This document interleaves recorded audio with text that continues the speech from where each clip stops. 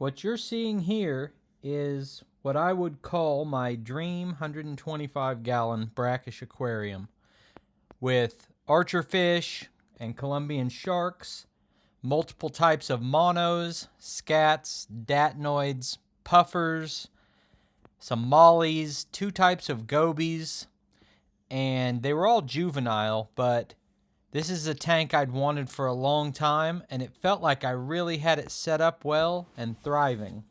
And it had been set up a couple months, and I was trying to do some things that I'd never done before, or kind of an experiment, and it crashed and burned, and almost all my fish died.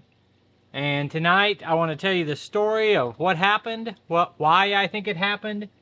I'm going to tear this down and reset it up, and we're going to do something different.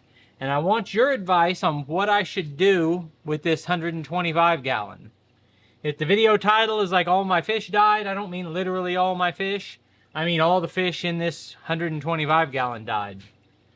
And it's a real bummer, but I'll tell the whole story, but I don't want to start telling the story. Right now, what I want to do is test the water, ammonia, nitrates, nitrites, pH, test everything in it the way it sits.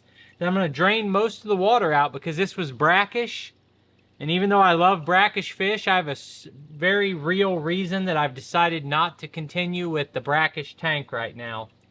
Maybe I'll come back to it in the future, but for now, I don't think I want to continue with this.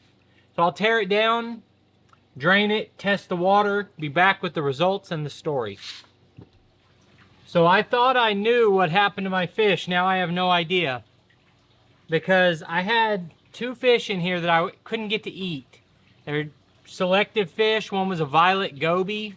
Long, really skinny. It stayed hidden all the time. I couldn't figure out how to get food to it.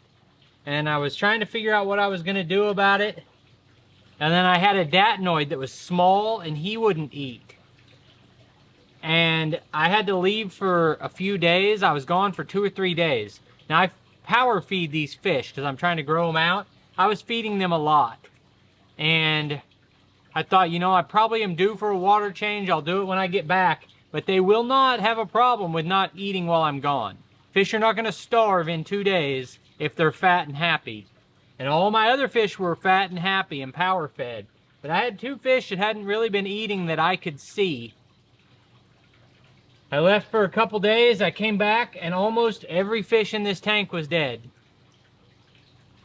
It's really devastating if you're a fish keeper. In, you know, the scope of life, worse things have happened, but as a fish keeper, you hate to be responsible for these animals and for you to allow them to, something to happen to them. And I thought, you know what happened? I bet that violet goby died because it wasn't eating. And it laid in there for 72 hours, 2 or 3 days, however long it was between checking it. And a dead fish laying in a tank spoils the water in a hurry. I thought the ammonia is going to be through the roof. But I got all my tests here. Here's nitrate. Nitrate's at a healthy level. It says to let these sit for 5 minutes. It's been at least 10, but I checked them at 5. There's nitrite, that could be dangerous. This is the nitrite scale, light blue. Nitrite is not dangerously high.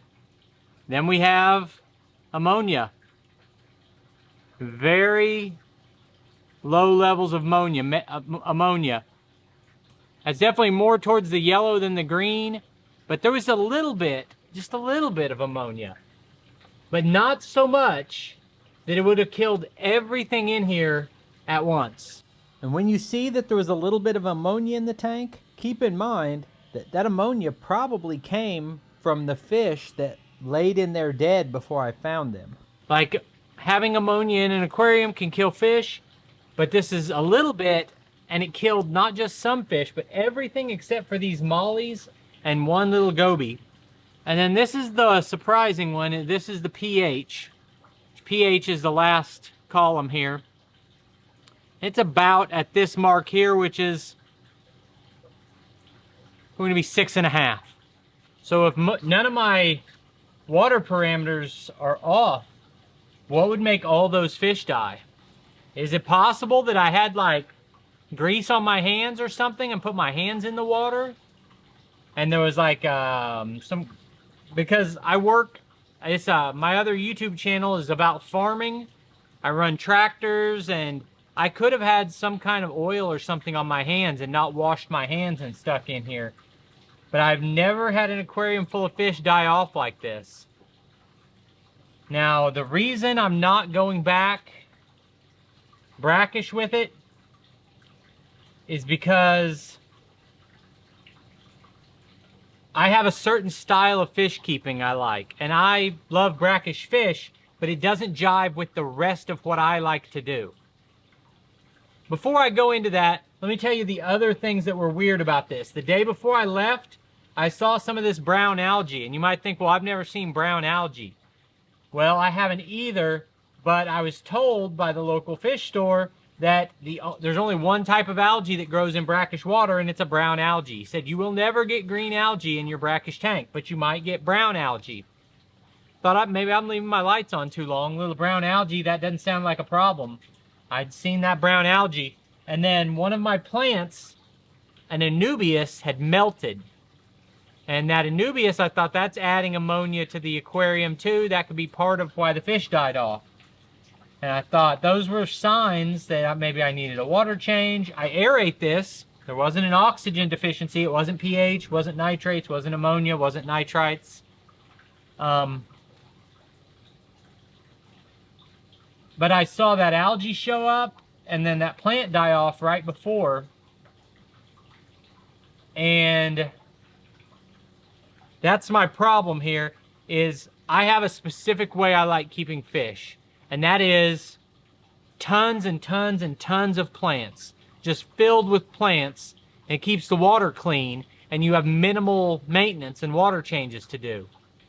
And the problem with doing that with a large brackish tank with these big aggressive fish is that none of these plants thrive in brackish water.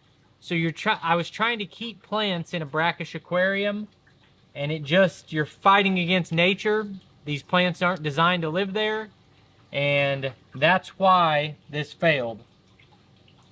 Or that's why I'm deciding not to keep it as a brackish aquarium. So now the question is, tomorrow morning I'm returning these mollies and this one goby back to the pet store that has a brackish setup for them. And I'm going to return those, and I'm going to refill the tank and restock the tank. I'm going to partially refill it now so that they've got, water to swim in until the morning. And then I'm going to refill it with fresh water. So I have a 125-gallon tank, 6 foot long. I think it's 30 inches tall, 18 inches wide. I'm considering maybe some Oscars, maybe some angelfish. I've kept everything. One aquarium ant species that I love is the large African clawed frogs. I've got some dwarf frogs up in my little ecosystem bowls. I love the frogs. And those fully aquatic dwarf frogs are one of my favorites. I could get some of those if I pick species that get along with them. I'm also a big fan of catfish, but this only being 18 inches wide and the fact I like so many plants means catfish could be a problem. They don't mix well with the planted tank. Angelfish would work. I could do a community tank. I generally don't like community tanks. In the past, I've always liked tanks like this to have a bunch of rope fish and bichir and African butterfly fish, clawed frogs, a lot of stuff like that. I've done cichlids.